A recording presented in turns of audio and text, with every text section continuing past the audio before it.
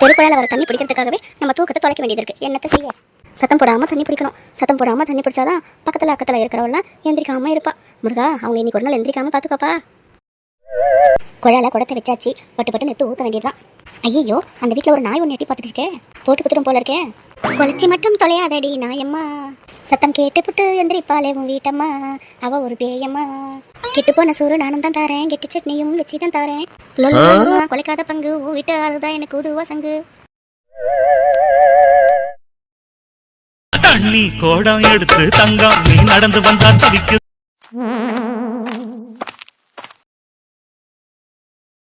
ஏப்பாடா, 10 குடம் தண்ணிக்கு மேலே பிடிச்சிட்டோம். நல்ல வேலை, எவ்வளோ எந்திரிக்கல. ஐயோ, கதவு திறக்கிற சவுண்ட் கேட்குது.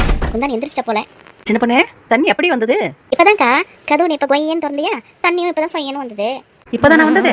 இப்பதான்க்கா வந்தது. நான் என்னவோ 10 குடம் தண்ணி பிடிச்சிட்டு தண்ணி இப்பதான் வந்ததுன்னு போய் சொல்ற மாதிரி நினைச்சிட்டு இருக்கியா? ஏ வசந்தா, இவ்வளவு நேரம் தண்ணி நீ பிச்சு பிச்சு ஊத்திக்கிட்டு போதும், இரு நான் பிடிச்சிக்கிறேன். நான் தண்ணி பிடிச்சி ஊத்துனது நீ பாத்தியா? வந்ததும் வம்பு இழுக்கிற. நானும் இப்பதான் வந்தா தண்ணி பிடிக்க. நானும் இப்பதான் வந்தேன், ஒரு குடம் தண்ணி கூட பிடிக்கல. அக்கா, நீ நானும் தான் ஃபர்ஸ்ட் வந்தோம். நம்ம 2 பேர் தண்ணி பிடிச்சிட்ட பிறகு பின்னாடி வந்து அந்த கேள்வி தண்ணி பிடிக்க சொல்லு. வந்த உடனே கேள்வி நெருப்பு மேல கால் வச்ச மாதிரி டிங்கு டிங்குன்னு ஆடுது. ஆஹா, ஆட்டம் வேற மாதிரி போகுதே. இன்னைக்கு நல்ல என்டர்டைன்மெண்ட் தான் போல. வசந்தாக்கா, 4 மணி நீங்க தண்ணி பிடிச்சிட்ட பிறகு அப்புறமாவே என் கொடுத்த வைங்க, நானும் தண்ணி பிடிச்சிக்கிறேன். சரியா? நானும் இப்பதான் வந்தேன், ஒரு குடம் கூட பிடிக்கல. பிடிப்பங்கடி பிடிப்பீங்க, ஆளு ஏமாந்தா தண்ணியும் பிடிப்பீங்க, எண்ணெயும் மிதிப்பீங்க ஏறி. மறுவாதியா சொல்றேன், நான் தண்ணி பிடிச்ச பிறகுதான் நீங்க எல்லாரும் தண்ணி பிடிக்கணும். ஆமா, சொல்லிவிட்டேன்.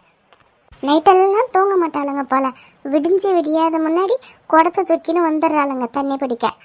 எல்லாம் அவ வீட்டுங்களும் ரொப்பிட்டு இருப்பாளுங்க, நாடகம் ஆடுறாளுங்க. பேசி என்னோட ஆத்திரத்தை கலப்பாத. நானும் இன்னும் ஒரு குடம் தண்ணி கூட பிடிக்கல. உங்க நடிப்பை வேற யாருக்கிட்டையாவது போய் காட்டுங்கடி. எவ குடம் இங்க ரொம்பிட்டு இருக்குன்னு தெரியலையே. குடத்தை எட்டி வச்சாதான் இப்ப சரியா இருக்கும். மெண்டல் கிழவி, என் குடத்தை எதுக்கு எட்டி வதிக்கிற? நானே தொட்டியை கழுவிட்டு ஒரு சொட்டு தண்ணி கூட இல்லாம இப்ப குடத்தை தூக்கிட்டு வரேன். என் குடத்தை எட்டி வதிக்கிற? ஆமாண்டி, எட்டி தாண்டி வதிப்பேன். தண்ணி வந்து அக்கம் பக்கம் குரல் கொடுத்தா என்னடி குறைஞ்சி போயிடுறீங்க?